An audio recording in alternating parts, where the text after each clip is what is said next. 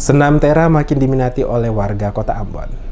Minat masyarakat Kota Ambon untuk bergabung dan mengikuti kegiatan Senam Tera Indonesia yang dilaksanakan setiap hari Minggu pagi pada lokasi pelataran Lapangan Merdeka Ambon semakin tinggi. Hal ini terlihat dari begitu banyak para peserta yang hadir untuk ikut dalam Senam Tera yang dilaksanakan oleh DMS Media Group dan bekerjasama dengan sejumlah sanggar senam yang ada di Kota Ambon. Peserta yang hadir banyak didominasi oleh kaum ibu rumah tangga termasuk juga remaja putri. Mereka terlihat begitu menikmati kegiatan Senam Tera tersebut. Selain para ibu dan remaja putri, ada juga kaum pria dari kalangan usia tua hingga muda termasuk anak-anak yang berbaru bersama ikut dalam senam tera yang dipandu oleh para instruktur senam yang telah berpengalaman. Usai mengikuti seluruh gerak dalam senam tera, beberapa gerakan juga ditampilkan oleh instruktur dengan irama musik yang berbeda sehingga membuat suasana pagi pada lokasi Lapangan Merdeka semakin bersemangat. Beberapa remaja dan para orang tua yang sempat diwawancarai usai ikut dalam senam tera Indonesia mengatakan sangat tertarik dengan berbagai gerakan yang ada dalam senam tera. Menurut mereka, gerakan yang ada dalam senam tera Indonesia memberikan manfaat yang bisa dirasakan setelah melakukan gerakan tersebut. Salah satunya adalah kondisi tubuh mereka terasa lebih fit dan segar dengan mengikuti seluruh gerakan senam tera yang dipandu oleh instruktur senam tera. Di akhir seluruh rangkaian senam tera Indonesia ditutup dengan goyang tayo. Terlihat begitu bersemangatnya para peserta larut mengikuti seluruh gaya dan gerak dalam goyang tayo yang langsung dipandu oleh instruktur hingga seluruh gerakan terlihat kompak oleh peserta senam yang hadir.